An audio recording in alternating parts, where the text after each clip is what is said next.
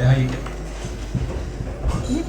how you get behind the players and everything, and it means a lot to me. Obviously coming into the sort of the unknown, and I appreciate everything, the welcoming and everything I have. So I just wanted to thank everybody while we're here on that. But in terms of pre-season and things like that, to be honest, it's been good. It's had its hiccups. It's had its hiccups in the sense of you players picking up little minor injuries, the like of you have Jonathan Forte and Mike Jones who missed the first 3 weeks of pre-season due to injuries sustained from last season. It wasn't 100% in terms of how I would want things to go, but it could have been better. I think in terms of the pre-season schedule, I think there's a great staff in place, sports science, medically, everything that the players need. So I think from that point of view, things work very, very well. Kicking on into the season, the results weren't the main thing. Yes, they were important in the fact that building confidence and things like that. But I think over the pre-season itself, the players worked extremely hard, and I think that people look at the start of the season, if you like. We're 6 games in. I think it'll be hitting in around 10 games where you start to see the full impact and the benefits of the pre-season times in terms of how we've done things, how well it's been structured, and hopefully the performances will show on the pitch. Thanks. Looking at pre-season from the eyes of a manager, what so far has been your biggest eye-opener? To be honest, there's been many eye-openers in the fact that obviously, as we all know, I'm unknown. I'm a very hands-on coach, so I'm dealing with everything in the training ground, trying to implement things, trying to do things. It's dealing with the off-the-field stuff, the likes of obviously doing interviews regularly and things like that, planning and preparing certain things from a staff point of view, all to obviously put a team in the pitch. The big thing obviously you come into in this side of things is, as we all know, with the nucleus a very good squad, with a big squad, and you have some key players in there, and the hardest part of the job is obviously to pick a team. It's a great headache to pick. Obviously players aren't going to be too happy with that, but the fact that I'm qualified in psychology, so again it's managing players, so that maybe one player isn't playing, it's managing them. I've played under managers where if you're not in the team, they just don't talk to you. I believe in the opposite, because you could be requiring that player that's maybe not playing, you could want him to come on after 5-6 minutes, so you have to think mentally he has to be right for that. But to be honest, there's so many things, and there'll continue to be many more things that, again, I'll make mistakes from, and I'll hold my hands up with that. I'll hide away from nothing. The like of even coming here tonight, it's one of those where I know that one question is going to come to the tip, and I think I'm prepared for that. But that's why I think I love these type of things, so we can get out and meet the supporters, the true supporters, the voice, just to put my points across, because as I say, I'm still learning. Thank you. Now, being an Oldham fan over the last 5-6 years, I think Paul Scholes has been signing for us every summer since he left United.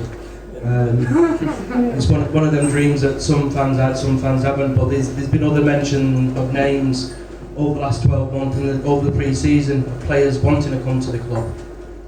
Was there any particular player that you would have thought, I would have loved to have him, but it just didn't work out, or is there any sort of players that are still in the background that you might be able to bring in if they still don't find a club by Christmas?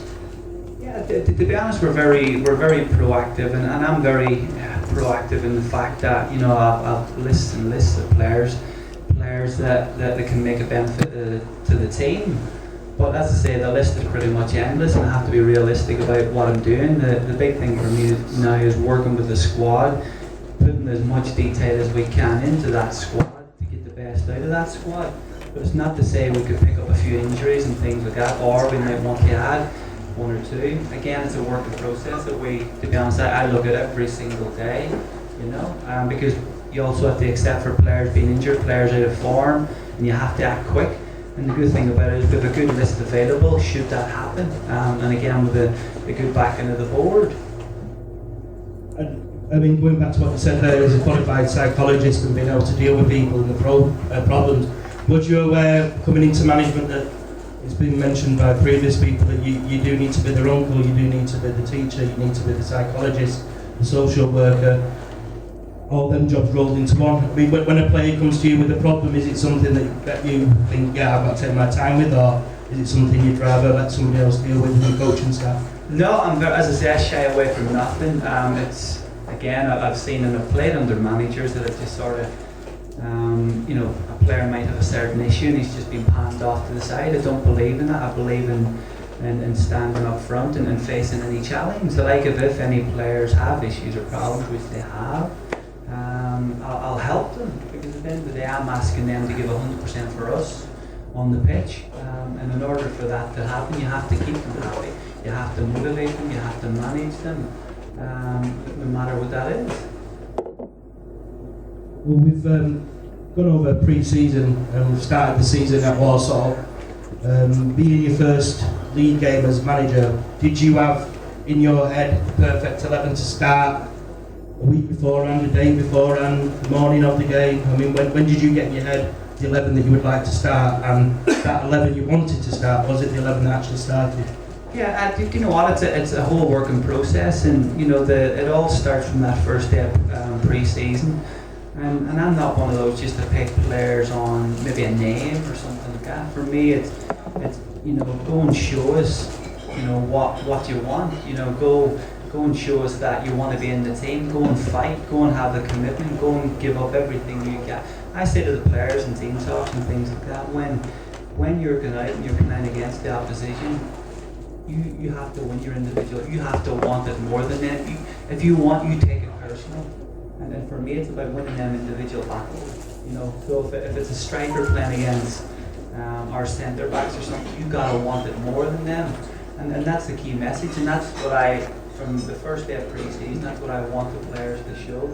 To show that they want to be in the first 11. And again, it just pretty much picks itself from there. Because coming that first game of the season, obviously at Walsall, I believe we had the best team to win that game. And it's a game that people look back at it now. A lot of people have told me that you look at it in hindsight, and it's actually a good point away from there because of how well Walsall. I'm disappointed we didn't get 3, and I think everybody else probably is as well.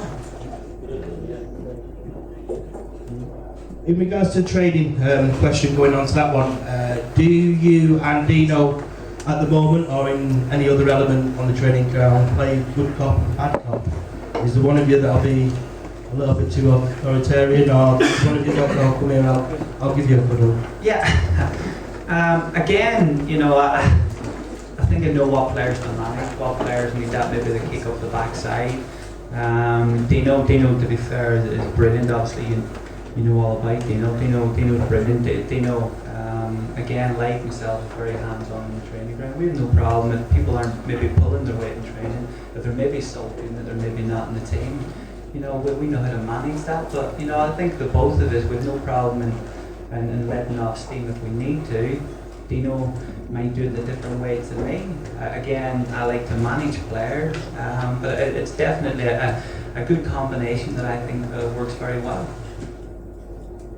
Now, we do realise at the moment Oldham Athletic is a club that will only have its stars and its best players for a certain period of time, because there's always a hungry club that will come knocking on the door and make phone calls and inquire about players. But now that the actual transfer window is now shut, are you glad that you won't be getting that call at the moment to say your best player's going, your best player was looking to go, but in that sense, thinking about, I had that contingency plan to bring this player in if they did go?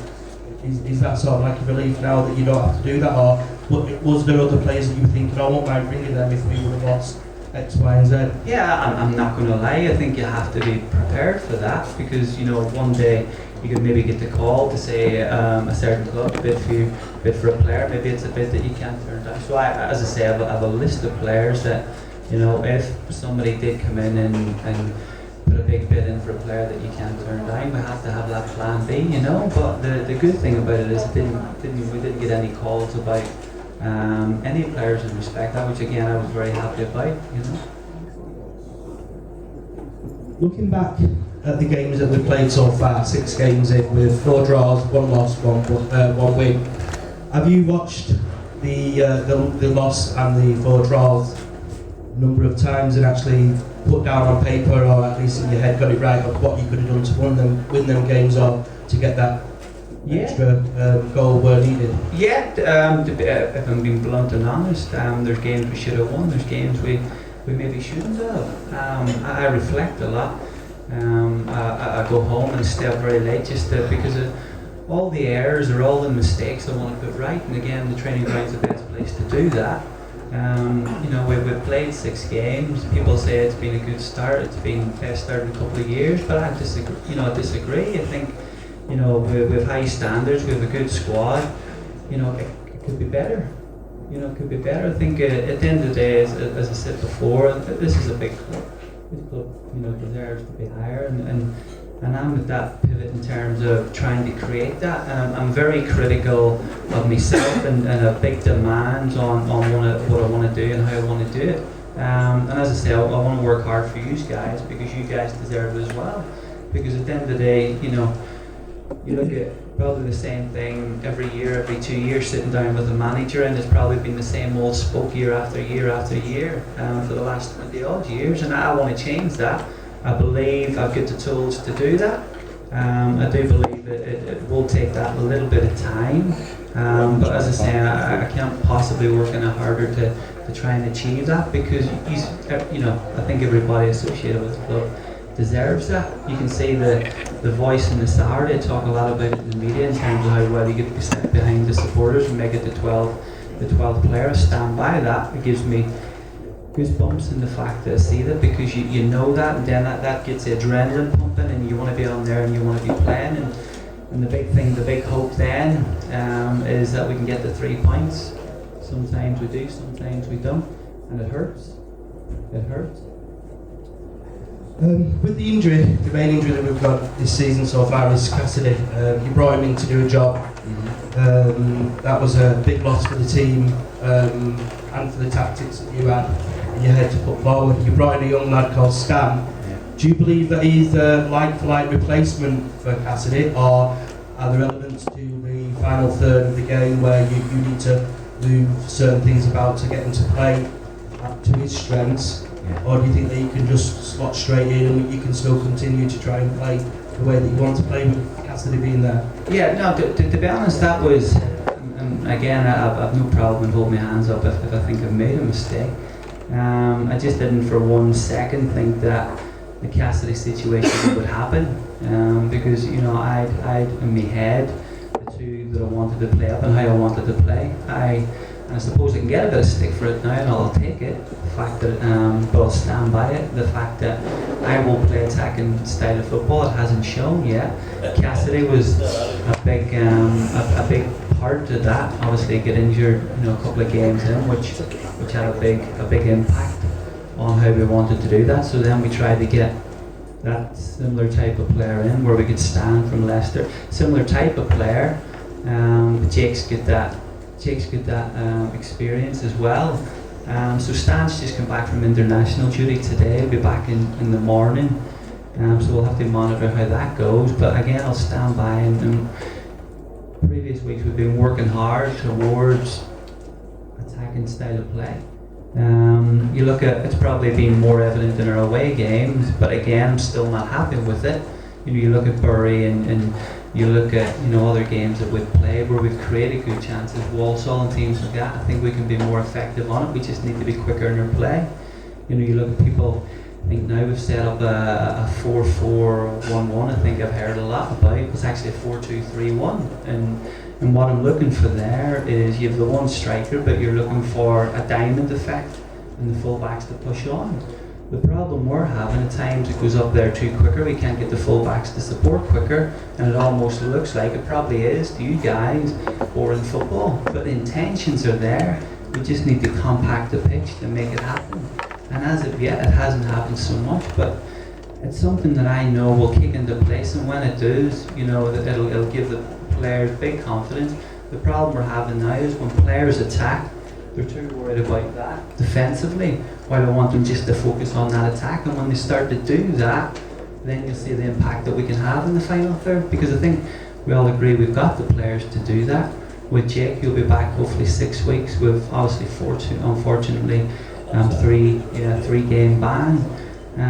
But again, it's getting the midfielders pushed up as well, and that's why in terms of the formation, the 4-2, the 2 are your insurance, if you like. So if you're caught against the counter attack, but getting the full-backs pushed on as well. Again, do you know what? I look at, you look at training where works great in training, and you think perfect, it's going to go into the game day, and it doesn't, and it hurts. But you go back to it, and you go back to it, and you know what? We will get it right. We will have every belief, and it will come good, When you joined the club, you mentioned that you'd watched us a number of times. Yeah. You identified some of the weaknesses that the team had at the time, and ways that we could have looked at games and maybe won them there.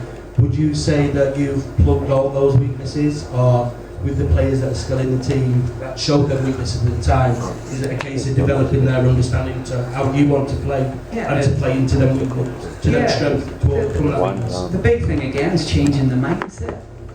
Changing the mindset. It's times we get it and these guys see it. At times we get the ball and we come back and we do a lot of training practices where we get the ball forward. Because as you see, at times it comes back and there's good time to penetrate and create chances, and we don't do it quickly and effectively.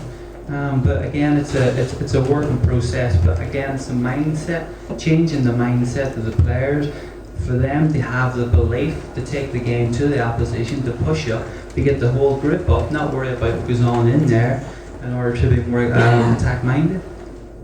Okay, so it's a case of the players taking it on themselves as well to develop and to play into the tactics that you're looking to do. As I said, it's a process. It's a changing process that the players are still getting used to. The players are buying into it. That's what you said, the 10 games. Yeah, and especially you look at the Manchester United of old. Obviously it's us, and I'm really just concentrating on this. But you look at the Manchester United of old. It was November, December time. They used to kick on and really take it. And I'm not saying that's us. To be honest, I want it to happen from the start of the season, but I expect us now to start kicking on. I'm seeing positives in games, stuff that we've worked on coming out, but ultimately now we have to get the results. I expect to go into Fleetwood where we'll be playing we'll be changing it slightly, where we'll be playing 2 strikers again. I expect us to create opportunities. The leg of the game against Bury, we created 4 or 5 good opportunities. What we need to do now is clinical and positive and put them away. And I think then that'll give the players a belief and confidence, the team a belief and confidence, and then they can kick on again. One of the things that probably every fan in this room strives for, would like to see again, is the global athletic at Wembley. The other round defeat in the Johnsons this season, on what the possibilities over the last couple of seasons where we could have got there, etc., has been a big miss to the way that the fans have seen the start of the season. Is there any way, with that in mind, that you're going to approach the first round and maybe the second round over and the third round of the FA Cup? Are you going to go back to the first round to say you're going to give the team a try, or are you going to put out your best players if they're fit to go out? To be honest, the Johnson Payne Trophy, I got to the final of that one with LDV, and do you know what was one of the best weekends of my life, and the supporters will tell you the same thing.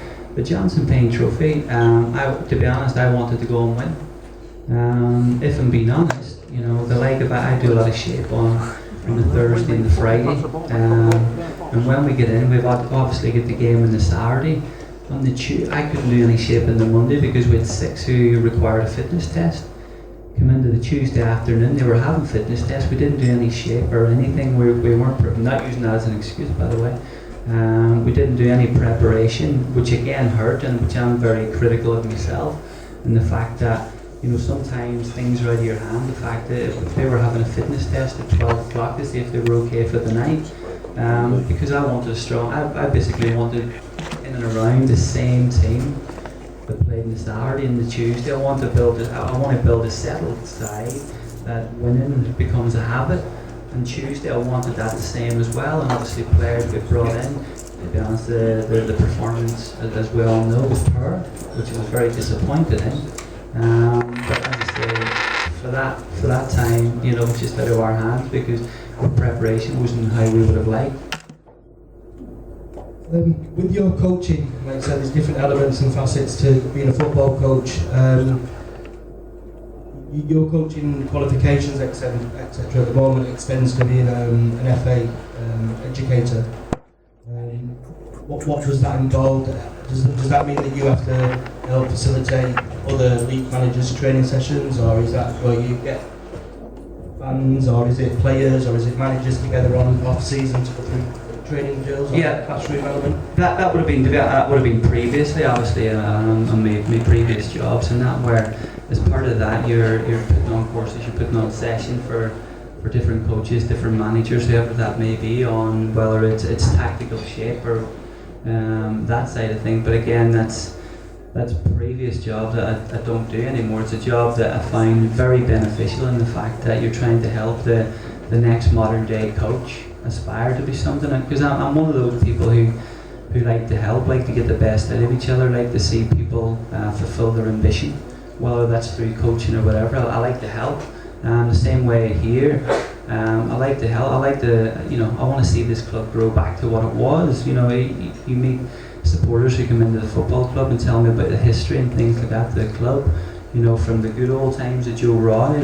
And even speaking to Joe Royal on the phone is the same, the way he speaks about the club. And again, that just drills into me how ambitious this club is and what you guys deserve back where it deserves to be. And again, that's where I put all my energy and all my heart in to try and, you know, get somewhere near that, you know. Fans pick up little bits and bats from different areas of the club and things that you brought to the club and things that you're asking the players to do now. And one of them has been the sports science aspect to it. There's been quite a big investment in machinery and data collection of players' urine samples to hydration details, etc. All the different things. How do you think that has made? Do you think that has made the club more professional this year compared to last year? Do you think it's a continuation of what was started, and you're just bringing more new things into the running? Yeah, as I say, in previous jobs I've had, I've seen the importance of it. I look at the way or where we were last season, where there was just decimated with injuries. You know, as it stands, we've only got 3 injuries. 3, obviously Brian Wilson, who'll be back at the end of next week, and 2 massively key players with Captain Liam Kelly, he'll be another 2 weeks, and Jake 6 weeks. But other aside from that, you know, the sports science has played a massive part in terms of we sit down every morning, we go through our plan for the day, the like of what we've done Tuesday, we worked hard Tuesday, Wednesday, what we need to, how we need to curtail Thursday and Friday, and sports science has played a big part in that. Examples could be, you know, we have the computers out with us, the players every day have the heart rate monitors on. I'll give you an example of the day to sort of start on that. They'll come in, the players will come in the morning, have a urine test. There's certain percentages that you have to reach in terms of making sure your body's hydrated. If you don't reach them levels, you have to reach them quickly through hydration. And if you don't get there, you can't train because your body is well, it could effectively, you could have a hamstring injury, a calf strain, whatever that may be. So all the Premiership boys have it, but the good thing about it, we have a fantastic sports science and Ant White who does all this, and we work very closely. We work training in and around that. Examples being the like of today, we've done 11v11. So we could only do that maybe for 20 minutes, but it's high tempo, high intensity, and he's at the sideline with the computer where the monitor's on, so he's able to see what players are doing. So in that, you can also find the players who aren't working hard because of their heartbeats per minute. And the thing about it is, if what's happened in the past, if players aren't reaching this certain percentage after training, they will do extra. Because every day in training they have to reach a certain percentage to give them their maximum performance through energy and effort. And as I say, it's fantastic and it works really well. I think it's benefited so far. You just saying then about working hard. One of the elements you must have found hard at the moment is moving from a coaching position to actually being a manager. How have you and your family adapted to that? Because the hours will be slightly longer, I would imagine. They are slightly long. The like about tonight would have been a family night, but I wanted to come here because these things to me are important. You know, at the end of the day, you know, my wife of a loving family is very supportive, and you know, of the boys kitted out in their Oldham kits and things like that, and they come to the games and they shout and they roar just like everyone else. But again, you know, it's going to do what you have to do. I work around the clock. I really do. Like the small things. Even last night, I think I'm up at 3 o'clock writing little notes down, things I want to get out of training, certain things that I want players to do. And I'm not going to lie, looking ahead to Saturday. What team, who can play there, what can he do, what can he bring, how can we be effective in the final third, jotting all this down, and then chatting about it in the morning and seeing if we're going to follow through with it, you know. So to be honest, you're dealing with all sorts of emotions, the defeats, you know what, they hurt, they affect your family life. You know, I speak to top managers who say the same thing, but it really hurts. You know, you look at, for example, being Saturday, or do you know what, Sunday, Monday, it hurt, and you know what still hurts? I think it still hurts to the next game, and hopefully now Saturday we can go out and get 3 points, because then it totally flips. 3 points per performance with a good performance. Back with a win. Okay, we're just going to go through the final bit now, and then if anybody wants to get a drink, anybody who needs any more raffle tickets, you can have a buy of those, and then we'll come back and do some Q&As. But one of the questions that was asked by a fan was, what's the biggest thing that you've learned so far? What's the one biggest thing? The one biggest thing that I've learned? You know what, there's many different things. I wouldn't say, you know, I'm one of those, I go through every day, I reflect on the day when I'm driving home, and there's something I would probably do better every day. So if it's something in a training session, I'll look back and say I should have stepped in. So to be honest, I'm constantly making little adjustments. I'm constantly reflecting. But in terms of if there's any big mistakes, you know what, there's many littles, but there's no big, I don't think, you know. Maybe it's team selection, I don't know. I don't know what you say. I'm sure a couple of questions in the second half will give you people's ideas. Okay, that's more or less it. The only thing I'd like to add, and my question is, we drew against Bury 1-1. Do you understand that we have to beat Rochdale? Yeah. Rochdale, Yeah. 3-0 this season. Yeah. Okay, ladies and gentlemen, if you want to take 5 minutes, go and see Mark and have a pint. If you do want a raffle ticket, go and see Mark, Tracy, Mark, and Diane. Let's do it, we're having a Domino's pizza or what? It's only £1 strip for 5. Alright, if you want to have a little think, buy it, 10 minutes to get some questions fucking together. late now, you said how we thought. Oh, you're buying it? We'll see you. Answer that.